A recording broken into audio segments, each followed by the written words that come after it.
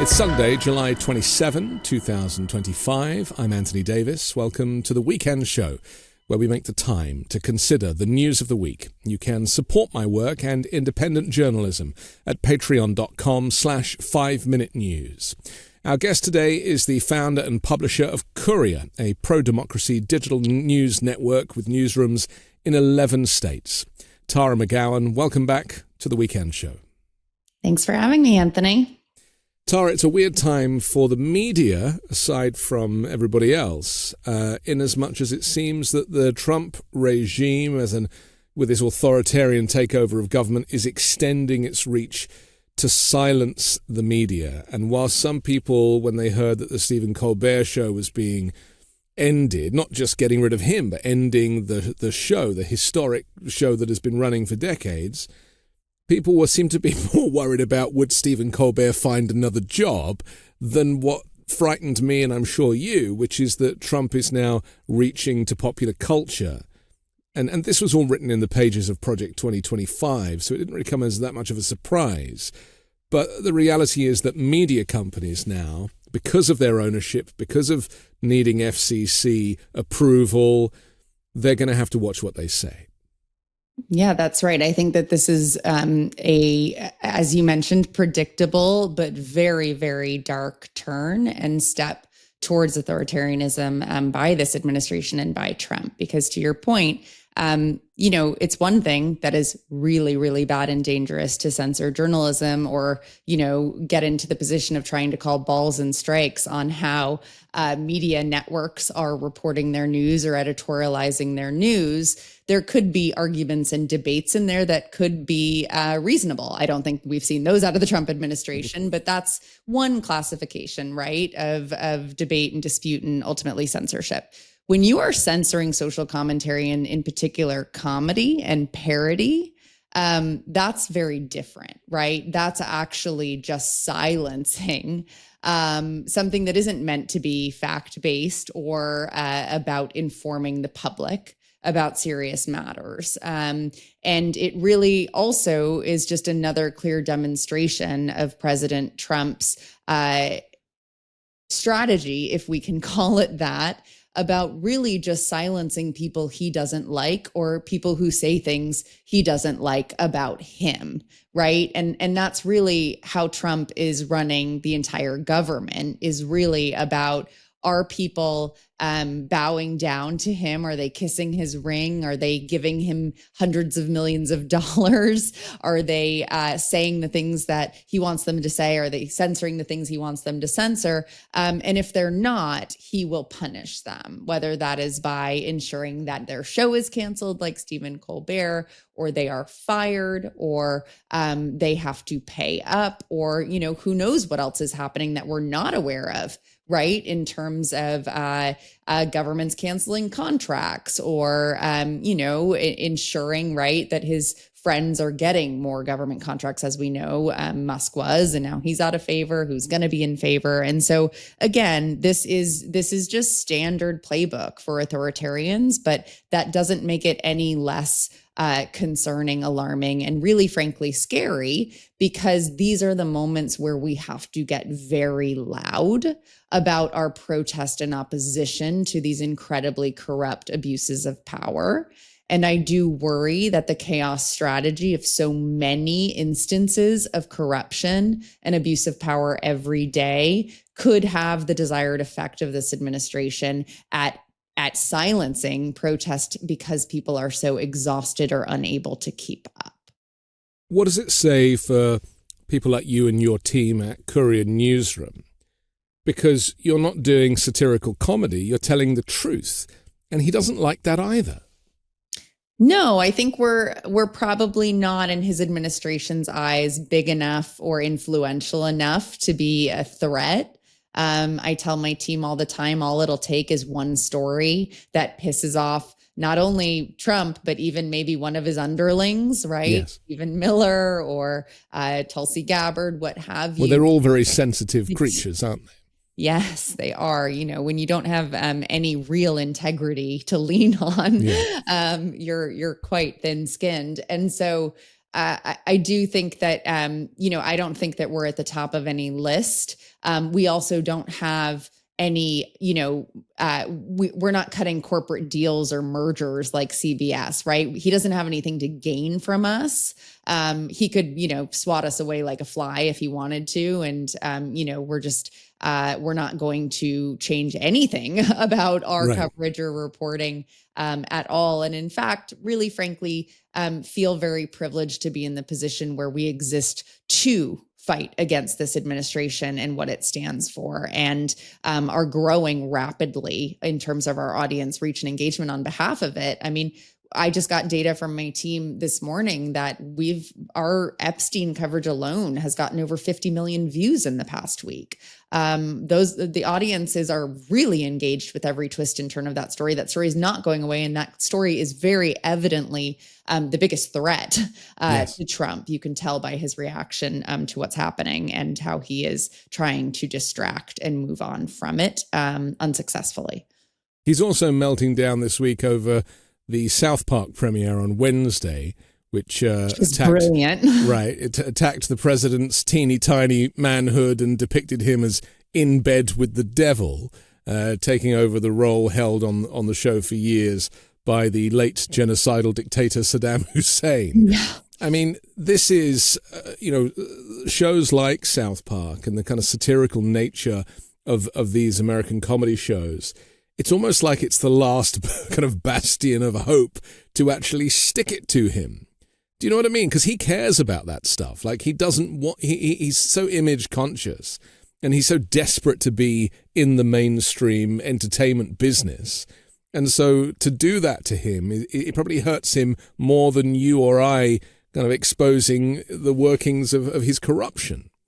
Oh, absolutely. I mean, I don't know if it was his mother or father or both who didn't show him love and affirmation enough as a child, but it's very clear that Trump is somebody who desperately wants to be liked and respected and revered, and just, he has very thin skin and is deeply affected. But when he's affected, right, he's affected like a petulant child, right? Yeah. Like, he lashes out and has temper tantrums and, throws things and breaks things. And it's just chaos. And so I think comedy and parody are always some of the most powerful weapons, right? Because they don't divide, they actually unite.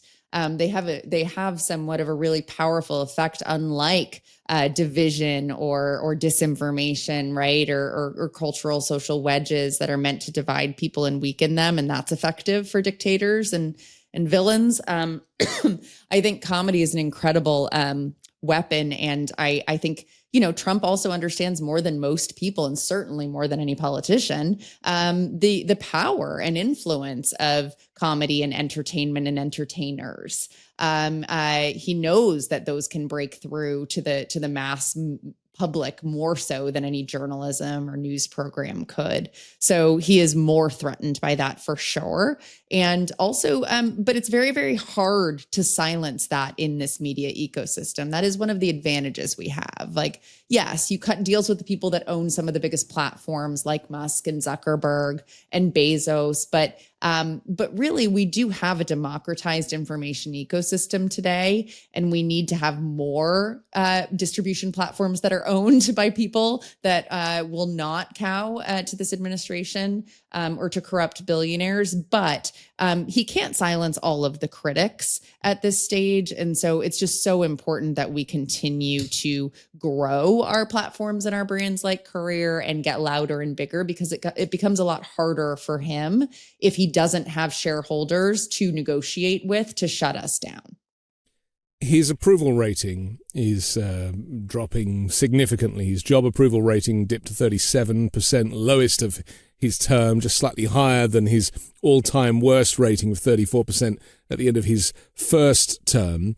His rating itself has fallen 10 percentage points among U.S. adults since he began his second term in January, including a 17-point decline among independents. What I'm interested in, though, is, are networks like Courier and 5 Minute News and Midas Touch and all these kind of independent efforts, are we seeing crossover? Are we getting people coming out of their media ecosphere and cutting in? Because that's always been the problem, hasn't it? And then people say, I love your videos, but you're preaching to the converted.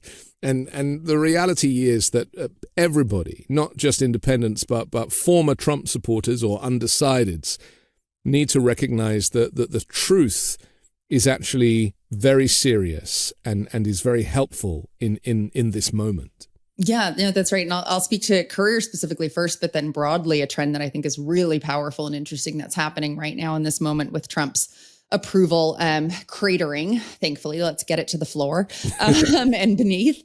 But so on Courier's point, we are unique in this kind of pro-democracy media ecosystem in the sense that we really aren't preaching to the choir.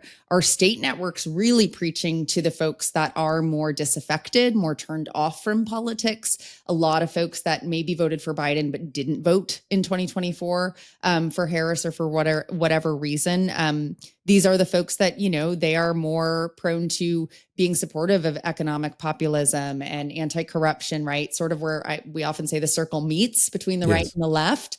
And so that's a really powerful audience, both in our states and nationally. Our national accounts that have skyrocketed since this election really are talking to younger and multiracial audiences who, again, not as engaged, but very engaged against Trump. But, were either too young or really not paying as much attention during the Biden years. And so I think we're playing a really powerful role in that respect, because these are folks who are engaging more and more every day. And our growth is coming from these audiences that are not folks like me and you, who are consuming readily all the information and have been for a long time. But on the ones that are, more talking to the choir, I think their role is so important because those are the folks who then are going to donate to campaigns and organizations. Those are the folks who are going to be volunteers. Those are the folks who are going to share good content and information on their platform. So it all plays a role. The trend that I am seeing right now with Trump support cratering that is so delightful, and we need some delight where we can find it, is that because of the way these social media platforms and streaming platforms like YouTube have been built and designed, they really do, engagement reflects where audiences are, right? And of course, things can be manipulated, but in general, based, the polls, right? Americans are not in support of a lot of Trump's policies right now. They were, while many of them were in support of addressing the immigration crisis, which is a real crisis in this country, they were absolutely not in support of breaking up families and deporting non-criminals who have been in this country for many, many years. Who are being criminalized by default of just being here without any due process. Yes, absolutely. And, you can criticize the folks for not understanding that he was always lying, and to hit the numbers they wanted, it was never going to be criminals in total. But who cares, honestly? I don't care about that. I care that they are now seeing what's happening and not on board with it.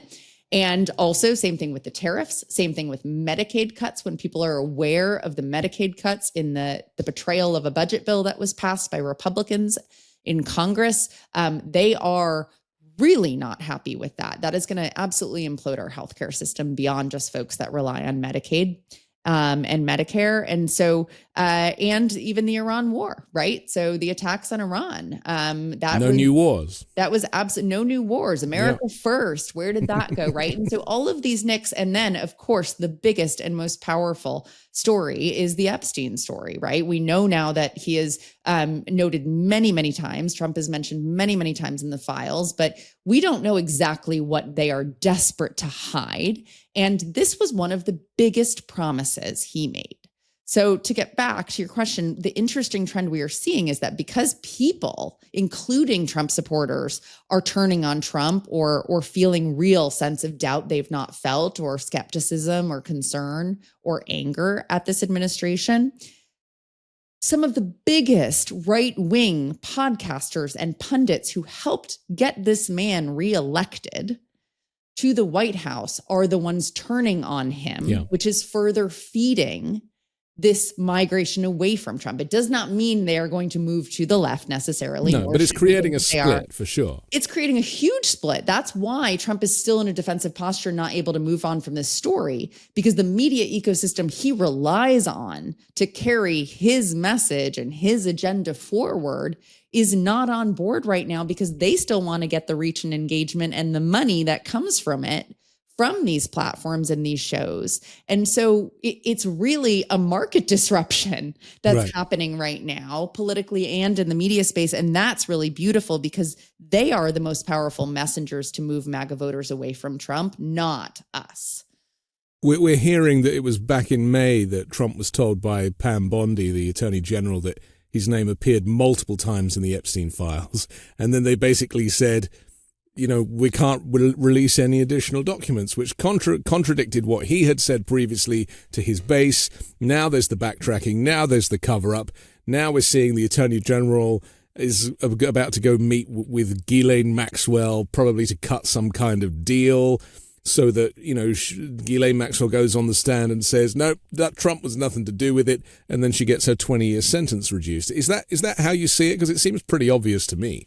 Oh, yeah, I absolutely think that's what's going to happen. But I don't know that that's going to make a difference right now in assuring the MAGA base really upset and calling for the truth, because what they were promised was for him to rout out the quote unquote deep state and shed light. And essentially, he was saying that he was going to throw a bunch of Democrats and Bill Clinton and fake news media executives in jail who were going to be in the files and be complicit in the Epstein sex trafficking. And instead, it's very likely he is one of the most complicit people noted. And, why would he go to these lengths? This is now one of the biggest, if not the biggest, political cover-ups in American history, since we have the Department of Justice involved and complicit. We have the CIA now involved and complicit, and the White House. And so, I mean, this is a really big deal. This is not just, as Nancy Pelosi weirdly put it this week, a quote unquote distraction. Well, it makes Watergate look like a joke, really, doesn't it? Serious story and a serious cover up. And I don't know anyone, including on the far right, who is remotely okay with anyone in a position of power having been involved with the sex trafficking of young children. And it also points to the fact that Ghislaine Maxwell is a completely uncredible witness, because she is arguably one of the most prolific child sex traffickers in history. And so who cares what she has to say? She's already been found guilty. She's already serving her time. The fact that Trump needs to use her to be his star witness is a joke. That's right. I mean, think about it. He has all the leverage with her possible. She wants to get out of jail free card. Right. He's great at that, right? Right. And so, I expect that to happen. I don't expect it, how far this story has gotten and how he's not been able to distance to it, that will shut it down for them. Yeah, I agree. I think they are so desperate that it is an absolute moment of opportunity and strength for Democrats if they're willing to take it. Because we have not had a moment of like this where we are not in a position of defense. We are on the offense right now. He's on the ropes right now. He is on the ropes, and he is. There are going to be more and more defectors within his ranks on account of this. I mean, not least people like Dan Bongino, the deputy FBI director, who was when he was working as a right wing or far right podcaster. He was all about this. I mean, so was Kash Patel, who's running the FBI. I mean, it's almost like the criminals are investigating the criminals. It's you couldn't make this stuff up, Tara. I know. And, we've all, I think, come to believe that he was Teflon, right? That he was invincible and immune to all of this. And we're seeing the fear in this man. And that means it's really bad, because he's he does horrific things unapologetically on the surface all the time, illegal crimes, corruption, what have you. This has got to be really bad. And I'm going to go ahead and say it. It is very likely that he participated in sleeping with underage women, given all the evidence we have to support that is a very likely situation. And his base is not going to accept him as a pedophile when so much of their support was based on him promising to end corruption like that in the quote unquote deep state. And now he is the king of the deep state. Yeah, he is the deep state. And that's what's so interesting, isn't it? Because we tried to explain to his fans that the deep state was just the federal government. That's basically it. It's just government workers. And Trump, as an authoritarian, wants to be able to control everybody, which is why he fired so many people. And the only people he is now allowing effectively to work for the federal government are people who pledge their allegiance to him rather than the Constitution.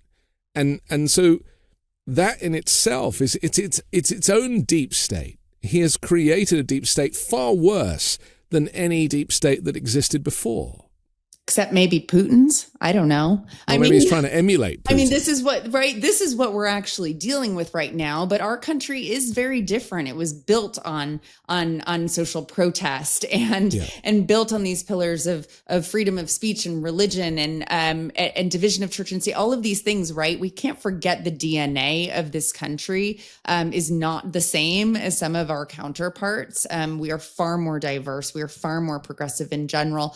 And so, he's giving it the best try anyone ever has to turn us into a Russia or a China. But I really hope, I've got to hope and believe that we won't let him, We are a huge country, and people are really not happy with what they're seeing across the political spectrum. He is in a position of fear and defense, and that is a position of strength for all of us. But we can't take this moment lightly, because we have been waiting for a moment like this, frankly, where there would be a line that could be crossed. We didn't think there might be one. We didn't think there was a line he could cross with his base. This appears to be the one. And that can open up a lot more opportunity to create a very, very, very inclusive movement against this kind of corruption. Frankly, on both sides, right? We didn't used to talk about Epstein seriously years and years ago because a lot of Democrats, I don't think, wanted to talk about it either. No. It is amazing, isn't it, when you look back to the kind of 80s and even the 90s to a certain extent, even as far forward as Harvey Weinstein and the Me Too movement, just how complicit and silent so many people were. And I mean, even when I was much younger and I was working at the BBC and there were characters there who we know about now who were just allowed to run riot.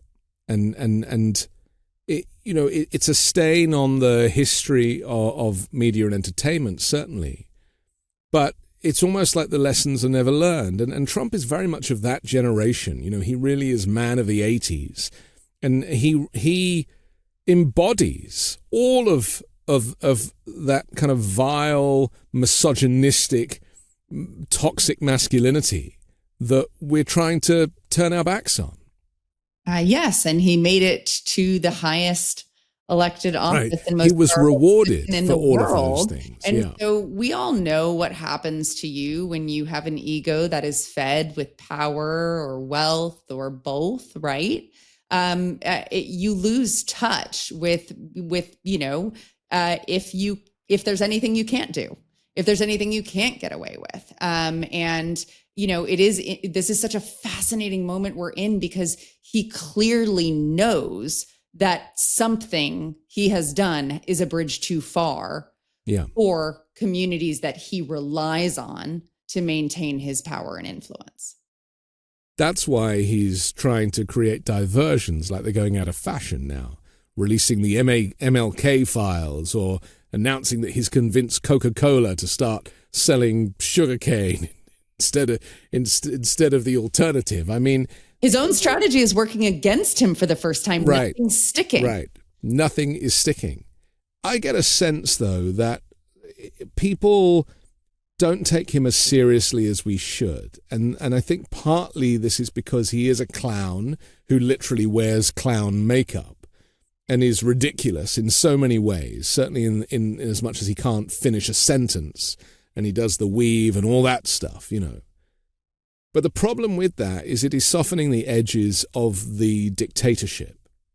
And I think that if he looked a little bit more like Hitler, then maybe people would take it more seriously. But because he is a clown, and this is America, it is that much more informal. Do you worry, like I do, that, the component parts of this authoritarian takeover of government, including things like Palantir now kind of getting a government contract to surveil everybody and bring everyone's data together, I mean, that kind of stuff, the serious stuff, sometimes gets lost because he is such a joke. Oh, I think that's absolutely right. And I think you raise a really interesting point, Anthony, because we were just talking about this, but we also know that one of our strengths against him is that he is thin-skinned and he is not really the strong man that he projects himself to be and wants to be. And yet, right, that does run the risk of folks not, right? Like an effective attack against him is not to call him a strong man or an authoritarian or a fascist. We saw that in research before. And yet, are we not raising alarm bells enough to wake people up to see the threat of this? And I kind of worry it's a little bit like climate change, where until they feel it, they won't believe it anyway. And so I do think that that is shifting with the ICE kidnappings and the cruelty that people across this country are seeing within their own local community. Which is ramping up, especially with that investment. It's everywhere. Yeah. You can't go anywhere in this country without hearing of some restaurant kitchen that has just been raided, or some parent that was taken out of dropping their kids off from school or showing up for their normal immigration check-in, you know, and being deported on account of it. And so that is going to bite them. I believe it already is. I do believe that immigration is going to be, if not more important, equally important to affordability in the midterms next year, and that Democrats have got to get ahead of it. But back to your question, your point, I do think that it is a hard, it's a really hard,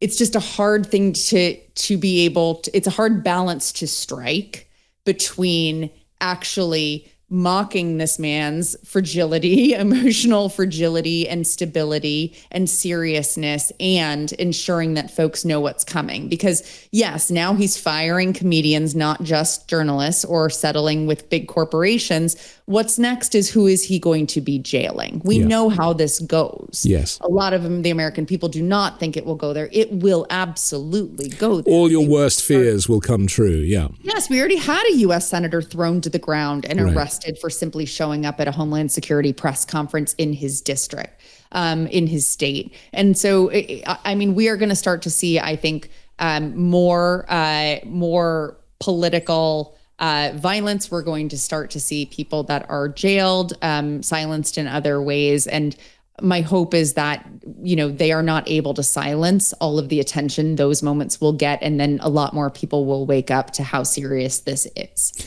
Also, the jails and themselves, the conditions, I think is something that people are very emotionally connected to. We try to describe some of these places as concentration camps because they are. And I'm not just talking about Alligator Alcatraz or whatever it's called, you know, which is clearly not fit for purpose. But these designs of cages in temporary shelters are going to be cropping up all over the country, certainly in Republican states. That's right. And Trump is kind of celebrating that, you know, this is a solution to the immigration problem. That's right. And the cruelty is the point, right? That's also part of the playbook, is to dehumanize entire groups of people and make other groups of people non-sympathetic to those groups and to that cruelty. The issue is, and I hope that this is a result of them being stuck on defense right now with the Epstein and other things, but you would need to be driving a very strong offensive narrative about the good you are doing by the deportations and the cruelty, right? And they've lost the thread on that narrative. They have really, really gotten over their skis on this. And I think that that's where, across the board, their hubris has gotten in the way. And the only calculation that could be inherent in that is that they never need to run for election again. And they have enough political backing from Russia, Iran, and China, or what have you, right, to actually be able to create a full military state in this country. I don't believe that that is possible.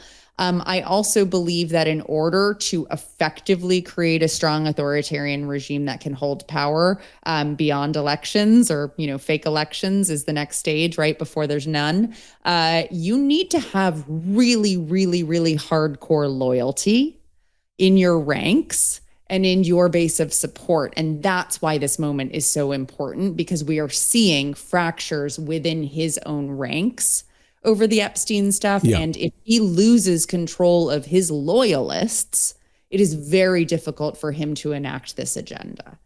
So the more that we can absolutely create more wedges and more thrash within his base, that's the most powerful thing that we can all be focused on right now.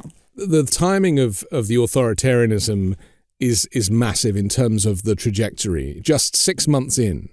And if you look at the way that they have shifted illegal immigrants, or undocumented migrants, as we would call them, just to being criminalized by nature of being here. We've heard Tom Homan say, well, they came in and that means that they broke the law. That rhetoric is only going to ramp up. I mean, Hitler wasn't able to do this much in 6 months early in his tenure. And that's my concern, is that they are just, I know they kind of chose 100 days as a point at which they wanted to get a lot of this stuff done, but we know that Stephen Miller threw a fit and said that 1,000 arrests a day wasn't enough. It has to be 3,000.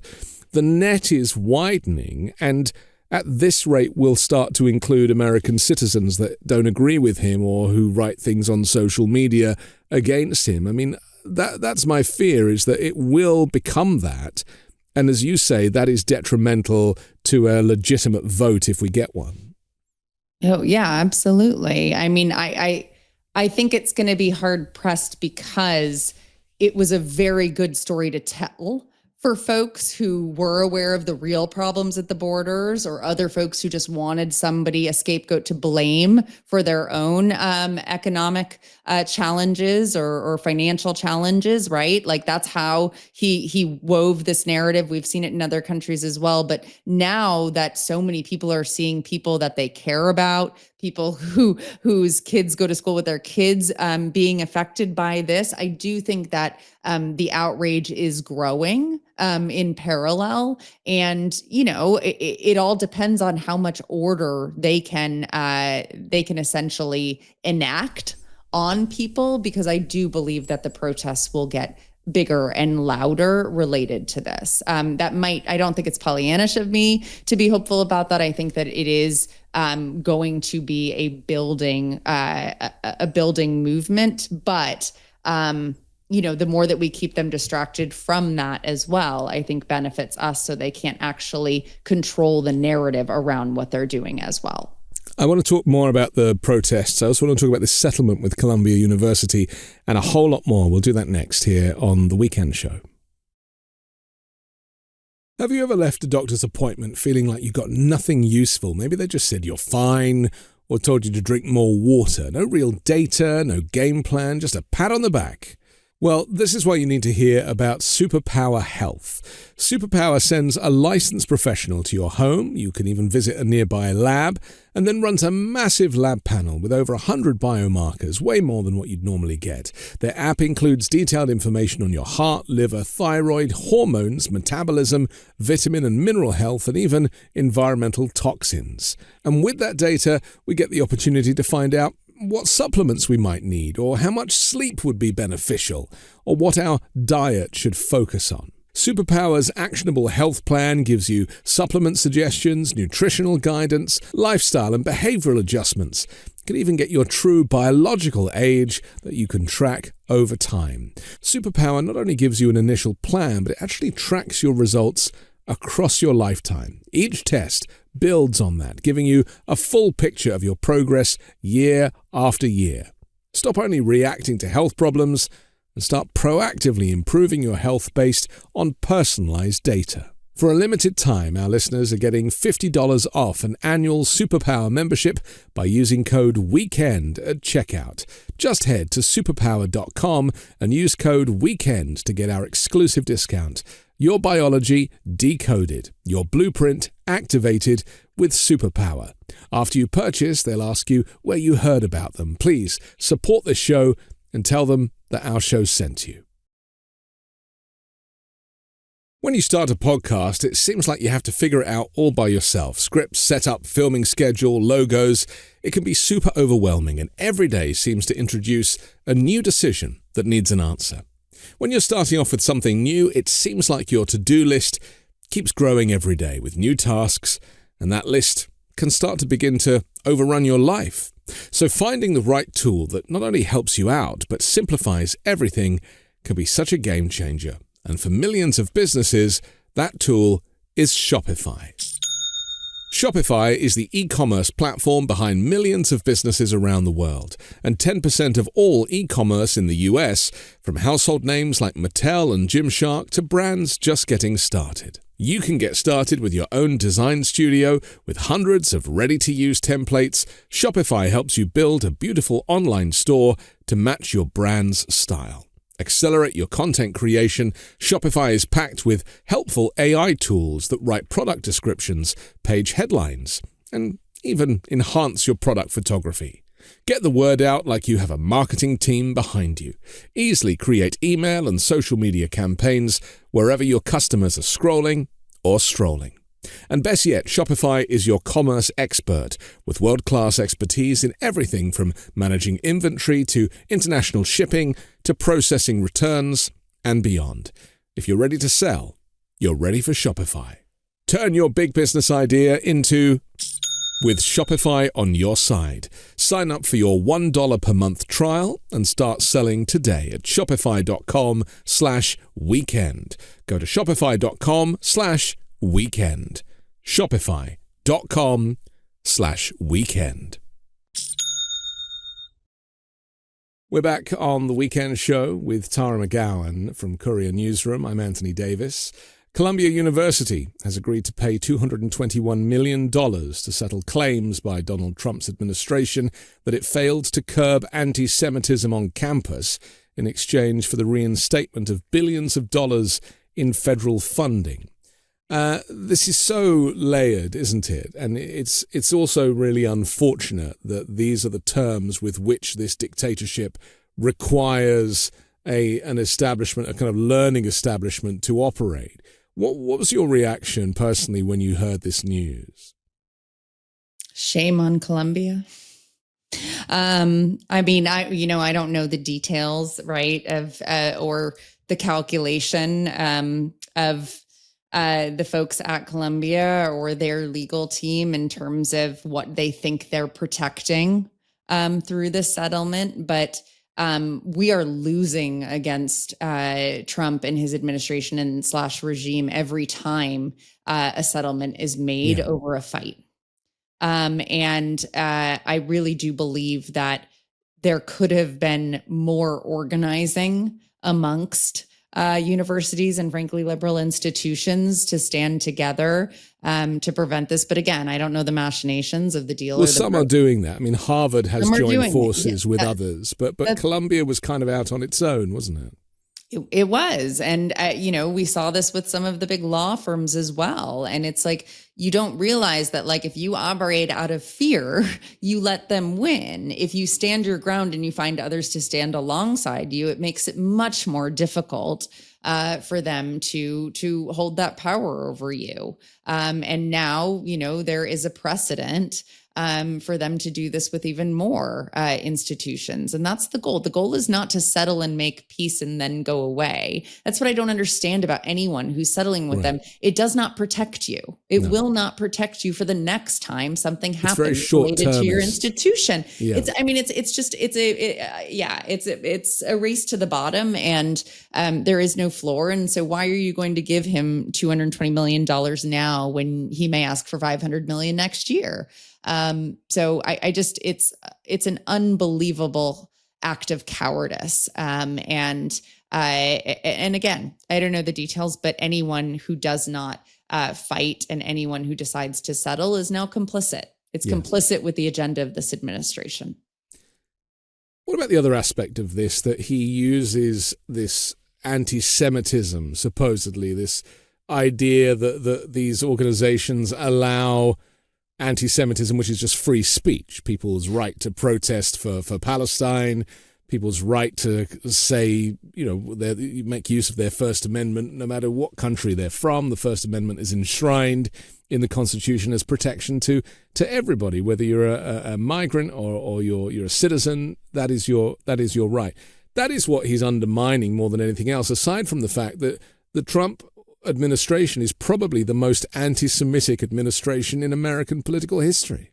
That's right. That's right. And this issue in particular infuriates me because I really wish that more people from the Jewish and pro-Israel and Zionist communities were speaking out against Trump and this administration for weaponizing anti-Semitism as a cover for them to be breaking certain institutions down to their knees, and also feeding more anti-Semitism as a result. And he knows what he's doing with this division. It has nothing to do with protecting Jewish communities whatsoever. And what he is doing, modeled after Hitler and concentration camps, with the way that he is approaching immigration and alligator Alcatraz, that should have and I know that it does have much of the Jewish community in uproar. And so I am very concerned about that, especially for folks that are not paying very close attention or deeply engaged in this and may think, oh, he's great for Israel. That's not true at all. I don't believe. And so I think that's it's really scary because he's finding a wedge that enables a community of folks to sort of turn an eye, because there is also really, really, really negative work and organizing happening on behalf of terrorist organizations on the other side that is not reflective of just generally students and folks who protest against acts of genocide or mass slaughtering of communities. And this is a really, really, really complicated and incredibly emotionally triggering conflict and issue. And for him to weaponize. Well, especially in the last 2 weeks, right? Because the news and the images of these starving children in Gaza, that we're seeing this evidence, this factual reporting. And yet his argument is that, he's basically supporting and sanctioning this stuff. So it is not as straightforward as he would like it to be. No, nor should it be, us versus them in that framing. It should actually be people who care about communities and children and families and being humanity, able to live their lives, no matter where that is. Right. This is, it's just really scary because that's how he's creating some cover, for what he's doing and silencing a lot of, folks who would be very much against people from their own communities being deported, without any due process. For standing up and speaking out in this country and using their freedom of speech to defend their background, their ethnicity, their home country or background, and so it's very, very, very, very vile. And I think that it is. I don't know. I don't know where it goes from here. But he's going to try to divide as many people as often as possible, because that's how he can be able to maintain any sense of power or authority.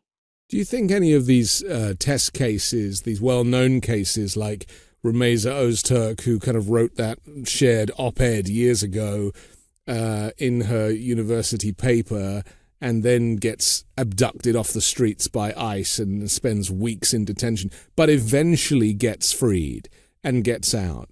And the same with Mahmoud Khalil, who was showing up for his naturalization interview or something and gets abducted there, who is also now finally freed. Like, do you think that these test cases that have been so heavily publicized are going to shift the regime's position on going after these types of people? Do you think it makes a difference that, despite the justice system being a disaster in the short term, in the long term, they do actually get some justice? It's a really good question. It's a very difficult question because my honest answer is I don't know. I think what they are doing in every respect is litmus testing. They are seeing how far they can push the envelope and who and how fiercely is opposition to some of what they're doing. And they're waiting it out when they get a lot of backlash, Yes. right? They wait it out, and then Yes. they stop that sort of aggressive fight when the attention in the media has moved on, and then there's more stories that we have at our advantage of the lack of due process. I do think that it quieted their actions on the due process piece, I hope. But I think it's a matter of time, right? They're pulling every lever they can. We go from one thing to the next, right? It was not so long ago where they were trying to turn California into a police state over the protests on ICE. And, now the focus is right now they are in defense on Epstein, but who knows what a month will come. And well, he did say the sanctuary cities are going to be the focus going forward. And with $170 billion of investment into an ICE kind of military that will be bigger than many nations' militaries, that is the future police state, the kind of Blade Runner-esque LA that I don't think many people are looking forward to.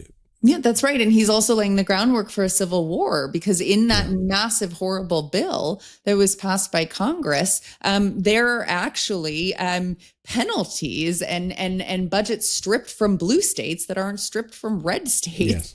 And different treatment of these states. And so, what he needs to do, because most of the economic power in this country is in blue states, like New York and California and others, is that they would have to take military control of those states if there was division. And so there needs to be a lot of unity amongst blue state governors who have a lot of power, right, at this stage to be able to decide what they obey and what they don't from the federal government, and to pick those fights thoughtfully and to bolster their unity and their networking. And, he made threats against Zoran, right? Yes. Mamdani, who is very likely to win the New York City mayoral race, and I wouldn't be surprised if he were to win, and he's the first person that Trump tries to arrest or detain or deport. I mean, that's what they're saying, and push the envelope on. So we're just going to continue to see this, and it's not. It's not wag the dog. It's not performative, but there is an element. There is a performative element to it where they are actually taking these unlawful and horrific actions in order to gauge how bad the backlash and amongst who it is. So are you suggesting that protest is kind of the last available response from people? Because aside from the vote, and we can talk about that later, but protest in itself, I always say on this show, it is harder in the US because there's no social safety net, and criminal damage is criminalized so much that some people are frightened either because they might lose their jobs or they might get a criminal record and then they won't be able to get a job. And so there isn't the appetite for protest here as there is in Europe. And so when people say to me, why don't they protest here like they do in the UK or in France? I'm like, well, those are the reasons. It's risky. But do you think that these rather brilliant protests that we've seen, No Kings, for example, how much of an effect do you think that they are having on Trump as an individual, but also on the regime itself?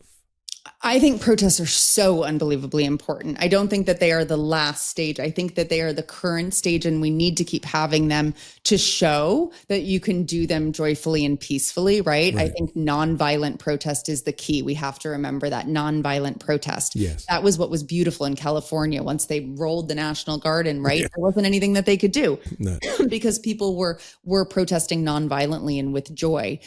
Because bodies in the streets matter, to your point about communities that are fearful and frankly should be. We don't need everyone. We need 3.5% of the population to topple a regime. That is what history has shown us. I think we could even get more of that, but that's why the folks who do feel safe and privileged or secure to protest must.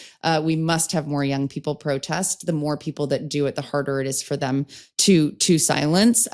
But we also still have the midterms. And I do believe that we are going to have real elections in the midterms. I'm far far more worried about 2028. But in order to get some checks and balances back, of course, they're trying to meddle, right? They're trying to do redistricting in Texas out of order of when that would be done in a corrupt and politically rigged way in order to gain 5 more seats. So there's less of a chance Democrats could win back the House with free and fair elections. So they're trying everything they can. That's actually the redistricting ploy is why I think there will be free and fair elections, because they're trying to figure out all the levers around that to be able to sustain power. But we do need people hyper engaged, protesting, activism, and working really hard on the elections next year. The last resort is going to be violence. Yes. Just to be clear, right? We're not at that point yet, but the protest won't be the last. I think protest is a critical tool for us that we all need to be thinking about how we leverage. He gave the ICE federal agents, whatever they are, I mean, they wear the word police on some of their vests, but they're actually not police at all. So, there's that, which worries me enormously. But he said that he was giving them total authorization to do whatever the hell they like to protect themselves in their mission to deport anybody of color, it seems. Go ahead. I was going to say it's terrifying. We've also seen a lot of stories and instances across the country of men posing as ICE agents and taking women and raping them. And we're going to see that increase because they are not police officers. We are also seeing stories of heroism, videos people are posting that they are filming from their front stoops as they are protecting their neighbors or their roommates by demanding a warrant and knowing their rights. That's such an important part of this story too. Neighbors locking arms to prevent them and watching ICE go away. And then you just hope, they don't come back, or you give people time. But it's deeply scary because there is no rule of law right now. And that hasn't seeped into the consciousness of the country fully yet. I think it is starting to. It's the lawlessness that is so worrying, because whilst he's claiming that everybody else is a criminal, the lawlessness is actually going on within the confines of the executive and the judiciary. And certainly these actions by ICE and associated agencies are far from legal. They certainly break international law. And yet Trump doesn't care for that. I mean, he clearly doesn't care for the Constitution. He doesn't know what the Bill of Rights is. I mean, he knows nothing of history. And yet what we're seeing is almost a carbon copy of history of the early 1930s. Yes. I mean, I hate to downgrade the sophistication of our conversation, but the meme that keeps coming to mind to me is like, God, men will try anything but therapy. Like, this is, I just like, when you get into you try to think about the psychology of this man and the folks that are like, I understand some of the incentives of the folks around them to protect themselves or self-aggrandizement and wealth, right? Like, a lot of it is just shallow greed, to be honest. Right. It's not even real power. And then a lot of it is really vitriolic, racist, to hateful people like Stephen Miller. But yes, I really do hope, because he is an emperor with no real clothes, and that is becoming more evident to more people, including folks that really, really were almost in a cult of support, blind support and loyalty for this. Especially as he unravels, because he is exposing the dementia and the aging, and all of that is becoming exposed. We've never seen that with Putin, right? Like we've never seen him sort of look weak or really vulnerable. Yeah. Well, he goes into hiding when he's sick. But Trump loves the spotlight too much. That's right. And by the way, like, he has a blood disease we just learned about, and we don't even know all of the rest of it. So he's not well, mentally, emotionally, or physically, clearly, but he's also seemingly not going anywhere. So I do think that there are some streams of hope because of what is very apparent vulnerability on the surface in this moment, and yet a lot to be very clear-eyed and hyper vigilant and aware of, that could happen if they regain real strength, and execute on this agenda they are currently executing on, but are being, that agenda is at risk right now, as long as his popularity amongst his base in particular and his loyalists is at risk. I want to read back to you your pinned post on Blue Sky. You write, with support for both Trump and the Democratic Party cratering, we're going to see a pendulum swing to the left in the primaries and general elections across America. We already are, and it won't just happen in blue cities or states. Let's talk optimistically, because I think that is important too, about the support for the Democrats and the role of Democratic leadership in this moment. Well, support for the Democratic Party is the lowest it has ever been since that question has been polled in American history. It is lower than Trump support, hopefully not for long, but it is. And in many ways, it's well-deserved, because certainly in my lifetime, and since I got involved in politics from a young age, Democrats became the party of elites, and they hid or gaslit around corruption and entitlement, and protected the big banks and corporations, not as much nearly, but certainly enough to sow mistrust. Meanwhile, income inequality only continued to grow and grow and grow under the policies of both Republicans and Democrats, less so under Democrats, but still grew. And people are angry. And Trump and the right wing rightfully noticed that and then hijacked populism, sold them a bunch of lies that they were going to root out the corruption and they were going to level, the playing field, and they were going to make it possible for everybody to get rich with free markets and America First policies and bring back manufacturing and, all a bunch of bullshit that's now very clearly being seen as to be bullshit. And yet Democrats didn't really fight. Including still many don't, who are hanging on to power. And so, I am somebody who has been a lifelong Democrat. I voted Democrat in every election, and yet I'm fed up and frustrated with the establishment leaders in the Democratic Party. I am seeing friends who have also worked in Democratic politics for a long time now call themselves independents. And it's not because they'd consider voting for any form of the Republican Party today at any level of government. It's because they don't want to be associated with the Democratic Party. And it's not just a brand problem. It's a values problem. Mm-hmm. It's a leadership problem. And it's not going to be fixed by the ones who got us into this mess. And where my hope stems from about this is because we have an unbelievable bench of incredible, diverse, young talent rising in the ranks of the Democratic Party who are literally just being boxed out by the folks who will not let go of power. We had 8 Democrats over the last few years die while in office from complications of old age rather than retire and spend time with their grandchildren. Yeah, it says a lot, doesn't it? Be unacceptable. Yeah. And so I do think that the tide is turning. It's just so maddening to me that we have to fight against people who do more or less share a lot of our values and have been and led wonderful careers to help advance progress in this country, who are standing in the way of progress and fight right now when we need it more than ever. Bernie was right all along. Bernie was always right. I just don't think Bernie was ever a coalition builder, which made him the wrong messenger, but his message was always right. Yeah. People forget that Bernie is an independent, don't they? I think they sometimes lump him in with Democrats, and yet his message has never changed. But we see him joining forces with AOC, with their tour, which is drawing huge crowds, or has drawn huge crowds around the country.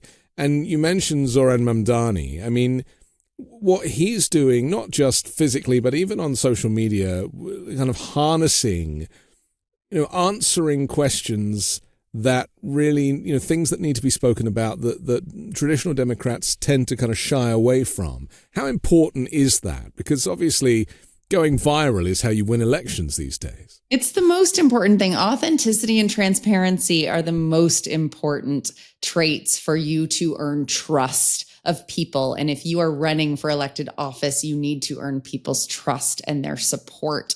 They don't even have to agree with you to trust you. That's what we saw with the outliers in the Democratic Party who outperformed and won where Kamala Harris didn't last year, is that they were folks that their constituents trusted, regardless of whether they agreed with them. So they were willing to cross partisan lines. I think that today, if you shy away from any topic, your audience is going to wonder why. What are you hiding? What can't you say? And the more that, and I'm seeing this in certain races right now, Democrats don't want to talk about immigration, but it is a topic they must confront, and they must confront with strength and morality, because they can win on this issue if they do so in this moment. And if they say, nope, we're only going to talk about affordability, but that's not where your constituents or your voters are, then you're out of touch with them and you don't deserve to win or hold power. Well, you have to talk about everything as I see it, because nothing should be off the table or off limits, and you shouldn't be frightened to do so. And I guess, I mean, I speak, from the experience of living in the UK when Brexit was on the horizon, and then the opinion was, well, if we do Brexit, then all the jobs will come back and we'll get rid of all of these Europeans taking the jobs and everything's going to be rosy. And that was an unmitigated disaster. And now they find themselves in the same situation. They don't have European workers, but they have people arriving on small boats across the English Channel, and they are struggling to deal with this. So one problem created an even worse problem on the subject of immigration, precisely because they scapegoated a certain group. And that is the problem here. There is actually room for everybody, provided it is done in an ordered and orderly fashion. And I suppose what Trump's done now is, by criminalizing asylum, where you can't effectively seek asylum in America anymore, he has made himself into the Grim Reaper. Nobody wants to hear that. Oh, it's incredibly dark and depressing, and it's all about him. Every single thing he does is just about him and benefiting the folks that have benefited him in return. It's transactional and it's crass. And I think that there's a lot of lessons that Democrats need to heed to be able to come back into a position of strength in order to try to regain political power. And I just think that it is also a moment of enormous opportunity for humility and introspection, and to step aside if you don't have it in you to fight when it gets even worse than it is now. In order, like, what it means now to have a spine is to be willing to stand for something even when and if people disagree with you. And too often, Democrats in office or running for office are looking for the most diluted message that won't offend anyone. And thus they stand for nothing. People will trust you and respect you even if they disagree with you, if they believe you, that you stand for something and you have a vision and a path to get us out of this mess. That's really all it takes. I think it's actually quite simple. It's just that so many of the folks in the Democratic Party are not up to the task, and thus they should move on. Finally, let's talk about the economy. We haven't really touched on this yet, but undoubtedly, I mean, inflation is starting to rise. The effect of Trump's random tariffs has not really kicked in yet, but it is going to affect people in terms of the goods that they buy. Prices rising significantly. They say a car could cost $8,000 more, but also by deporting and abducting all these pickers, the fruit and vegetable pickers, that there will be a shortfall when it comes to food on the shelves. Do you think that, I mean, if it's not immigration, do you think it's that is finally going to make people realize that Donald Trump is not good for the economy, contrary to everything that they were told?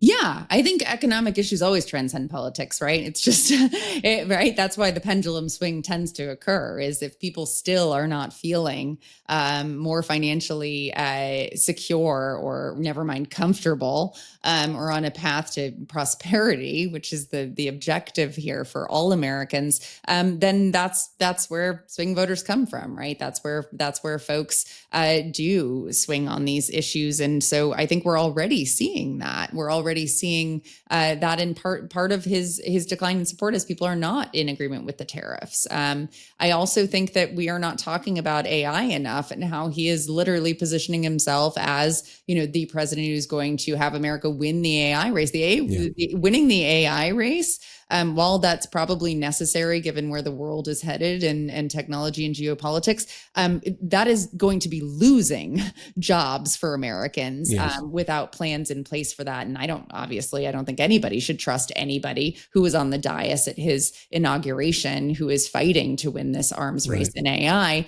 And I think and Americans are worried about AI taking jobs. They are worried about unfettered, unregulated big tech and what it's doing to their kids with social media and things of that nature. And that's a narrative to go on offense about. That's something to really wield more opposition to this administration, because paired with the tariffs, they're not going to replace those jobs abroad with jobs here. They're going to replace many of them with robots.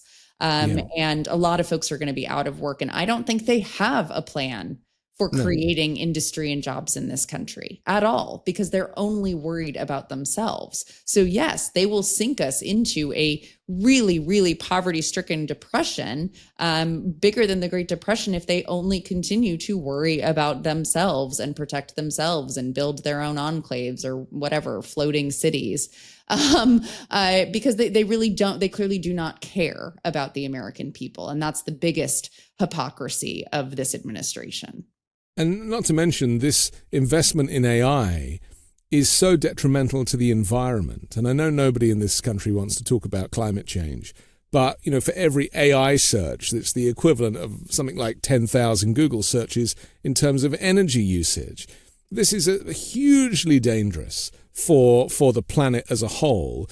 And whilst we might squabble on terra firma, the reality is that the types of extreme weather events that we're seeing, that we saw tragically in Texas, will only become more prevalent because of this weird desire to claim climate change as a hoax. That's exactly right. No one in this country, Republicans, Democrats, independents, no one in this country is safe from the impacts of climate change any longer. They are not. It is going to impact every single one of us, whether it is flooding, it is fires, it is extreme heat. It is worse storms, hurricanes, et cetera. We are all going to be impacted by it. It could crash the economy. Certainly the insurance industry is already... Well, sure. I mean, there's no reserves. And we've seen that in California. There's no reserves. And this is, again, another race to the bottom where there's no long-term thinking. It's just about protecting their own wealth and greed in short-sighted terms, right? Because what are they going to do when there's no plan? They don't care. They'll be dead.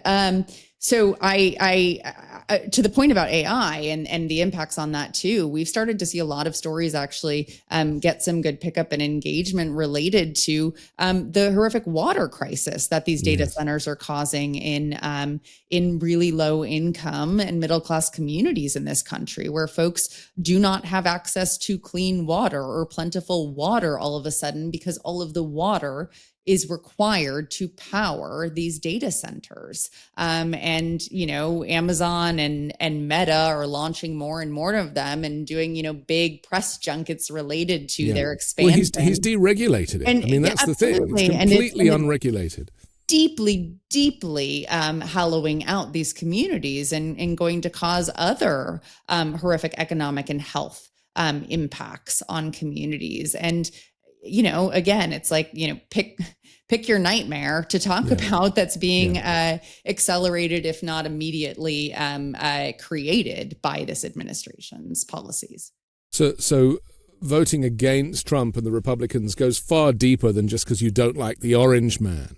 I mean, this is literally about the future survival of American civilization. And it sounds apocalyptic, but it kind of is.